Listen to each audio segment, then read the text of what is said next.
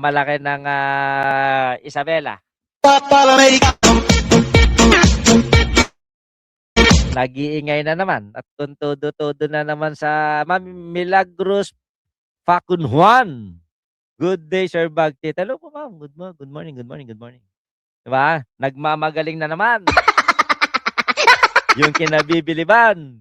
Noong mga nakaraang mga taon, ninaaway-away niyang kanyang nanang Remy. Minumura-mura. Tinatangging nanay niya. Pati na rin yung tatay niyang si Gilbert. Don Gilbert. Mangusid. Biti, masamang damo si Digong. Magtatagal pang buhay ako. Hindi, mas gusto ko siya magtagal. Sana abutin siya ng 1,100,000 years. Yung mas gusto ko, pabalik na tayo sa panahon ng mga dinosaurs. Siya pa rin nandun. At least, may kapalit na si Trump. Diba? Hinihintay niya si Barabas, Bato, Bongo, Judas, Biti, nakaw. Ang Judas mismong anak niya. Dito tayo, nagyayabang na naman.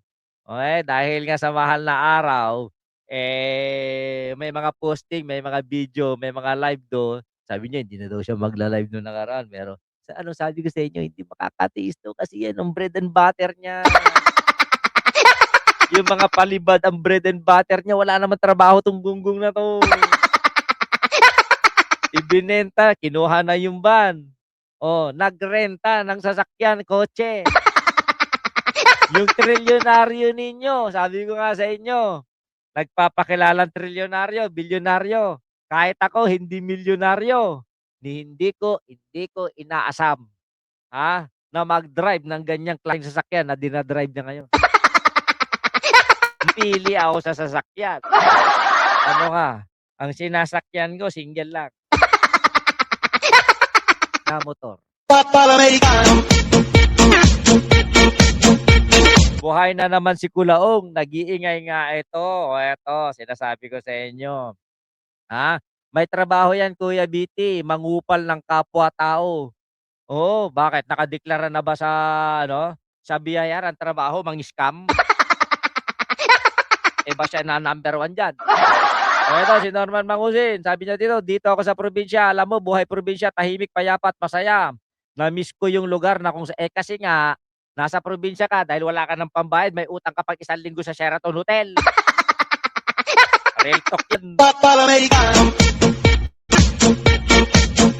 Elena Elarde siya. Sabi ko sa inyo, ang pamilyang Mangusin ay punong-puno ng kahipokrito. Gusto nyo ma-high blood?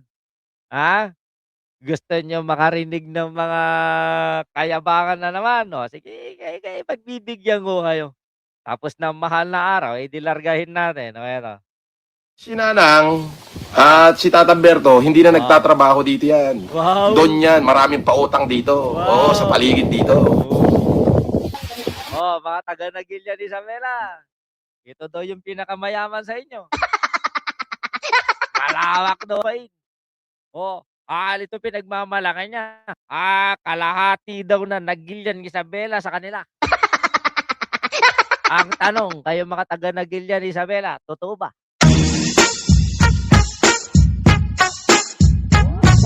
Baka naman nadali na rin kayo ng kasinungalingan ng hayop na to. Boss, sa'yo ba yung malawak na lupain na yan na nasa likod mo? Ayun, nakita mo yung mga sagingan na yun, yung libu-libong puno na saging. Kay Tatamberto yun, hindi sa akin. Butay na, yan ang hirap sa pamilya Mangusin. Kung ano yung makita sa kanila. Kung ano yung mahawakan sa kanila. Sa kanila na. Naging natanaw mo lang, naging kay Tatang Berto na. Putay ng hayop tong. Dating akin, pero kanila na. Wow. Di ba? Yun nandun sa likod ko. Yung mga sagingan doon.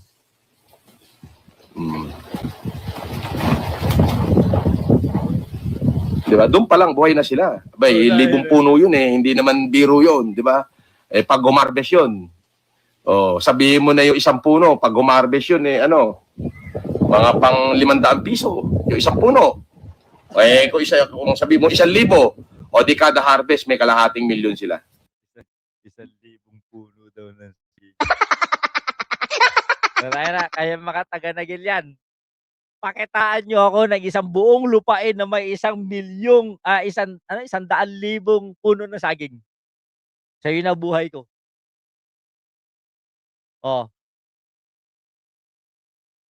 kayo mga taga Nagilian, ganyan kasinungaling yung kababae ganyan kayo kasinungaling? Ay naku, ako taga Nagilian at alam ko ang kuwento, sasalaksakin ko lalamunan niyo. Lalong-lalo na kung akin yung tinuturo niyang, sagingan, Diyos ko gigilitan ko leeg 'to. Hindi dahil sa pag-angkin niya dun sa lote ko kundi sa pagiging sinungaling. Di ba? Si Nanang Oo. at si Tata Berto, hindi na nagtatrabaho dito yan. Doon yan, maraming pautang dito. Oo, sa paligid dito. Sabi dito, sabi ni Kulaong, nagpapautang daw sa paligid. Pero dun sa isang live, sinabi rin ni Kulaong na dun sa lugar nila, wala daw silang kapitbahay. Eh, Fernando, wala kang kapitbahay, sinong pauutangan mo sa paligid? Bobo. Yun naman sa mga humahanga rito, sa uma-idol dito, putang ina, palakpak ng palakpak. Hindi nakakaano, magpapaloko ka na, sa pangit pa. Ibig sabihin, parang dalaga, magpapabuntis ka na, sa pangit pa. Diyos ko, tawa na tawa si Ma'am Jocelyn Parra. So, hindi na sila naghahanap buhay. Masarap ang buhay. Hindi na daw naghahanap buhay. Si Doña Remedios at saka si Don Berto. Yan yung tawag niya, dun sa nanay at tatay niya. Pero minsan may nakita ako nga nagpalipad, 1,000 putang ina, tuwang-tuwa si Remedios.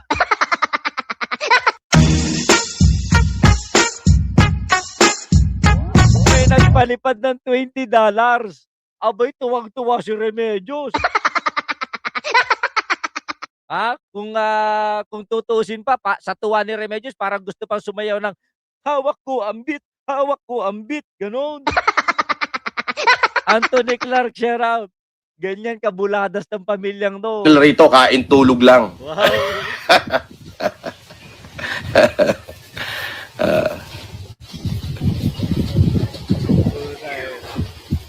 Wala na 'to. Ganyan kabuladas ngayon si Mang Using, 'di ba? Kunwari na talagang ano siya, talagang yun talaga ang lugar sa Nagilian Isabela, na lagi niyang tinatanggi nung nakaraan, 'di ba? Hanggang sa nag-ari-ari. Sabi ko nga sa inyo babalik na 'to, idi-ditch na niya, itatapon na niya yung FLM, 'di ba? Sinabi ko sa inyo 'yan nung mahuli nung February. Dini-ditch na kasi yun na yung bagong packaging niya, eh. Ang magiging ano na niya ngayon, ang magiging mukha niya ngayon sa social media, isa siyang mabait, nagbago, na anak, na nagmamahal sa magulang. Why? Bakit kanyo? Ano sabi niyo kanina, tatakbong senador? Mali ang intel niyo. Sobrang mali ang intel niyo dahil ito ang totoo. Kaya siya bumabalik sa lugar niya, itong si Norman Mangusin, scammer ng Isabela, dahil may plano itong tumakbong mayor sa bayan nila.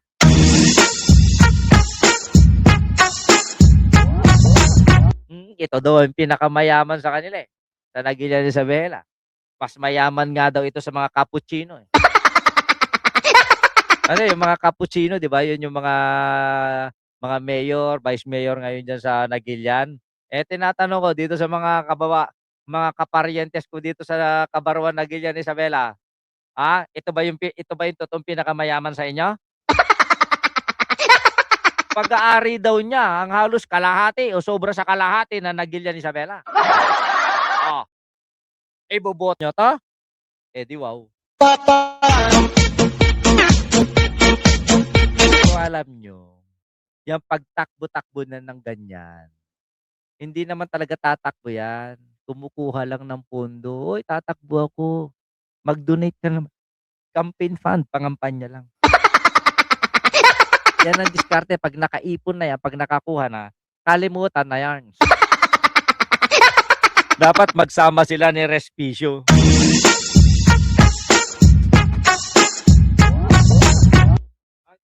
Ang tanong ko, magka-distrito ba tong dalawang to?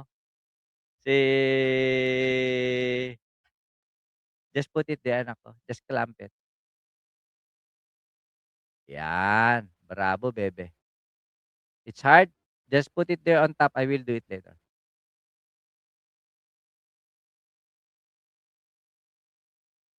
Okay, just leave it like that. I will do it later. Okay? O, ayan. O, isa pa. Galit na kayo. Gagalitin ko pa kayo lalo. Bakit kanyo? Eto. Asan na? O, eto. Ah? Nayabangan nyo? Eto. Tinayuan ako ng nanay ko sa korte. Yung bambasher ko, may naipakitang nanay. Wala. Oh, sabi ni Patawaka, nagbigay ng $20 bago. Ayan o. Ito yung Sabi ni ko. Patawaka, regards mo kay Nanay Remy mo.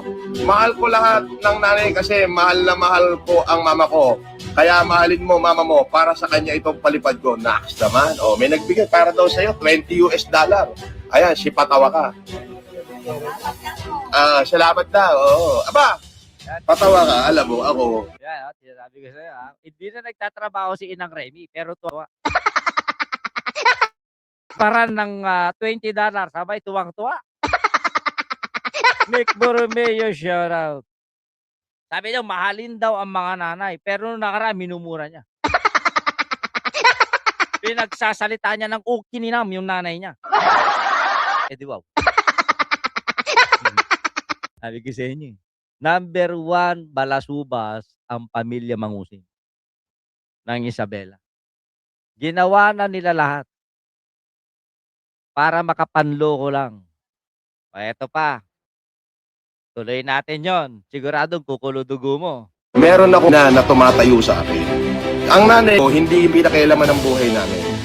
Yung isang anak niya nasa Australia, yung isang anak niya negosyante, yung isang anak niya magsusuperintendent na ng DepEd. Oh, magsusuperintendent ng DepEd. Ibig sabihin, tinatanggap ng DepEd ay yung isang miyembro ng isang balasubas na pamilya. Yun lang. Negosyante daw yung kapatid niya na si Pastor Jam na Manyakis. Na mandurugas din. Oh, ano? Galing ng kinabibiliban yung kababayan nyo dyan sa Nagilian, Isabela. Oo. Ako yung panganay. Ni minsan hindi siya nakialam. Mga nakaraang taon, tinatanggi niya may kapatid siya. Noong nakaraang taon, itinatanggi niyang kapatid niya yung pastor na Manyakis. Noong nakaraang mga taon, tinatanggi niya yung nanay niya at tatay niya na si Gilbert at si Remedios. Hindi nga niya kinikilala nga kapatid si Leslie, yung nag-iisa nilang babae na kapatid. Ayan nyo Buti ng aking ina. Pero nung dumating yung araw na isa amin ay isa nagigipit at kinu-question ang pagkatao namin, nakahandang tumayo sa korte niya. So tinayuan ako ng nanay ko sa korte. Yung bambasher ko may naipakitang nanay, wala. Thank you, Patawaka. Ano to nang? Taga-US to. Ayan, nagbigay siya ng in peso, 1,200 plus. Hindi na nagtatrabaho doon niya Remedios, Don Berto, nung pinalipadan ng 20, tuwang-tuwa si Remedios.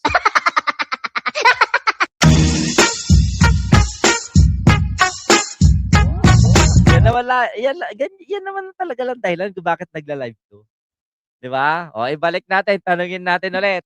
Totoo ba milyonaryo ka? Totoo ba bilyonaryo ka? Totoo ba trilyonaryo ka ngayon? Kasi dyan na humaling yung mga fans ni Mangusin eh. Mga bobo na, dyan palalo na bobo eh. Naniwala silang trilyonaryo yung gago na magkikipagsunugan ng pera eh. Ang tanong, totoo ba na trilyonaryo? Hindi. Nag-message lang. Sabi niya, regards mo ko kay nanay mo, mahal na mahal ko lahat ng nanay kasi mahal na mahal ko ang mama ko, kaya mahalin mo mama mo para sa kanya itong palipad ko. Thank you, Patawaka. God bless you. Are you both from the States, guys? Yeah, yeah. Yeah. My family lives in the States. I'm the only one left in the Philippines. Sabi nito, my family live in the States. Nanay niya nasa bukid. Bukid na gago talaga to si Magusin. Oh, why? I didn't know. Oh, my cousin is in Michigan. My sister is in California. Hello! Gago! Yan ang iniidolo ng mga mangusin, FLM, mga bubo, mga puna. Eto, hindi naman umalis yan sa hindi alis sa SOCMED. Kasi sa SOCMED, yun ang bread and butter ng pamilya Mangusin. Diyan sila kumukuha ng kanilang mga kinabubuhay. Okay? Kaya ingat-ingat kayo dyan sa may nagilian. Nako! Mapriso kayo. Ingat-ingat kayo sa mga hinahangaan nyo. Sabi nga nung tatay ko, sabihin mo kung sino hinahangaan mo. Sasabihin ko kung anong klaseng tao ka. Okay. Inis na naman sa akin yung mga fans ni Mangusin ngayon. Abay, 6 na taon ko na kayong binubugbog sa katakahan nyo. At hindi na matatapos dun. Mukhang yung Ramon Isabela, mukhang naumpog na. Ang tanong, mga taga Ramon Isabela, natauhan na ba kayo? O nagmamangmangmangan lang kayo? Diyos ko, binubo kayo ng isang pangit na kabayo.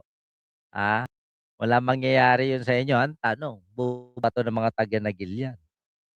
Sabagay, maraming ganyan na naniniwala sa kasinungalingan. Tinanong ko nga ito dun sa kakilala ko na malapit sa kanila. Kasi kilala ko na to nun. Hindi ko pa nakikilala yung mga taga Kabarwan Nagilian Isabela.